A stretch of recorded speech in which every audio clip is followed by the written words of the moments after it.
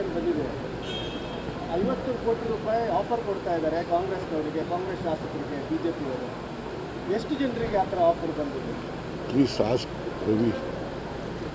Please ask Ravi. I do not know. ಹೇಳಿರೋರು ಯಾರು ರೀ? ರವಿ. ಕೇಳಬೇಕಾಗಿರೋದು ಯಾರನ್ನ? ನನಗೇನು ಇನ್ಫಾರ್ಮೇಷನ್? ನನಗೆ ಇನ್ಫಾರ್ಮೇಷನ್ನು ಬಿ ಜೆ ಪಿಯವರು ನಮ್ಮ ಸರ್ಕಾರನ ಅಸ್ಥಿರಗೊಳಿಸಲಿಕ್ಕೆ ಪ್ರಯತ್ನ ಮಾಡ್ತಾ ಇದ್ದಾರೆ ಅನ್ನೋ ಇನ್ಫಾರ್ಮೇಷನ್ ಇದೆ.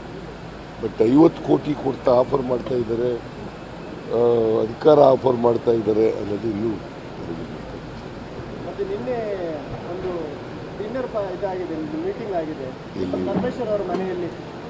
ಡಿ ಕೆ ಶಿವಕುಮಾರ್ ಅವರನ್ನು ಹೊರಗಿಟ್ಟ ಕರೀಲಿಲ್ಲ ಯಾಕೆ? ನೀವು ಯಾಕೆ ಈ ಥರ ಪ್ರಶ್ನೆ ಕೇಳ್ತಾ ಇದ್ದೀರಿ? ಯಾಕಂದ್ರೆ ನಿನ್ನೆ why are asking this question? ಅವರು ಊಟಕ್ಕೆ ಕರೆದಿದ್ರು, ಊಟಕ್ಕೆ ಹೋಗಿದ್ದಪ್ಪ. ಅದಕ್ಕೆ ನಿಮ್ಮದು ಒಂದು ಮಸಾಲೆ ಹಾಕಿ ಹಾಕ್ತೀರಿ. ಅವ್ರು ನನಗೆ ಊಟಕ್ಕೆ ಕರೆದಿದ್ರು, ನಾನು ಹೋಗಿದ್ದೆ. ಗೊತ್ತಾಯ್ತಾ? ನನಗೆ ಮಾದೇವಪ್ಪನಿಗೆ, ಸತೀಶ್ ಜಾರಕಿಹೊಳಿಗೆ 3 ಜನಕ್ಕೂ ಊಟಕ್ಕೆ ಕರೆದಿದ್ರು, ಊಟಕ್ಕೆ ಹೋಗಿದ್ದು ಅಷ್ಟೇ.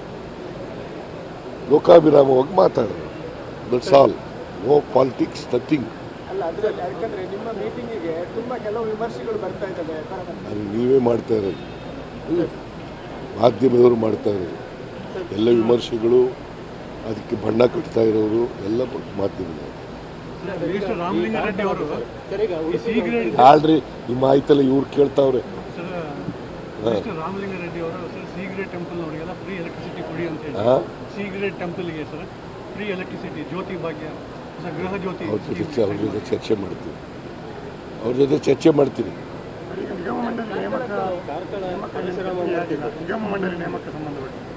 ಇಲ್ಲ, ಫಸ್ಟ್ ಫೇಸ್ನಲ್ಲಿ MLAಗಳಿಗೆ, ಕೆಲವು MLAಗಳಿಗೆ ಚೇರ್ಮನ್ ಕೊಡ್ತೀವಿ. ಆಮೇಲೆ ಸೆಕೆಂಡ್ ಫೇಸ್ನಲ್ಲಿ ಕಾರ್ಯಕರ್ತರು ಕೊಡ್ತೀವಿ, XMLAಗಳು ಕೊಡ್ತೀವಿ. ಭಾಳ ಶೀಘ್ರದಲ್ಲಿ ಆಗ್ಬೋದು.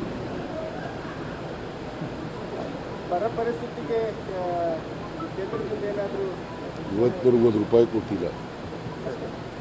ನಾವು 2 ಮೆಮೊರಾಂಡಮ್ ಕೊಟ್ಟಿದ್ದೀವಿ. ಸೆಂಟ್ರಲ್ ಟೀಮ್ ಬಂದಿದೆ, ಅವರೆಲ್ಲ ಪರಿಶೀಲನೆ ಮಾಡಿ, ವಿಸಿಟ್ ಮಾಡಿ 236 ತಾಲೂಕುಗಳಲ್ಲಿ 216 ತಾಲೂಕುಗಳು ಬರಪೀಡಿತ ಅಂತೇಳಿ ಘೋಷಣೆ ಮಾಡಿದ್ದೀವಿ. ಸುಮಾರು 17,910 ಕೋಟಿ ಕೇಳಿದ್ದೀವಿ. 33,000 ಕೋಟಿಗೂ ಹೆಚ್ಚು ಹಾನಿಯಾಗಿದೆ, ಬೆಳೆ ನಷ್ಟ ಆಗಿದೆ. ನಾವು ಕೇಳಿರೋದು 17,900 ಕೋಟಿ ರೂಪಾಯಿ. ಇವತ್ತಿನವರೆಗೆ ಕೇಂದ್ರ ಸರ್ಕಾರ ₹1 ಕೊಟ್ಟಿಲ್ಲ.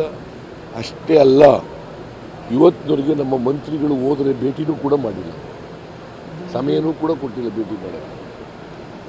ಅದು ಕೇಂದ್ರ ಸರ್ಕಾರ ಕರ್ನಾಟಕದ ಬಗ್ಗೆ ಮಲ್ತಾಯಿ ಧೋರಣೆಯನ್ನು ತೋರಿಸ್ತದೆ.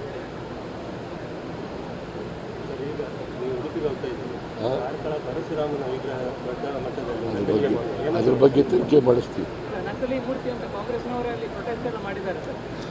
ನೋಡೋಣ, ತನಿಖೆ ಮಾಡಿಸೋಣ.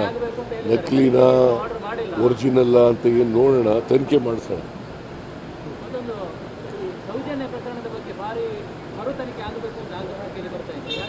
ಅದು CBIನವ್ರು ಮಾಡಿರೋದು, ಕೇಂದ್ರ ಸರ್ಕಾರದವ್ರು ಮಾಡಬೇಕು, ನಾವೇನು ಮಾಡೋಕ್ಕೆ ಬರಲ್ಲ.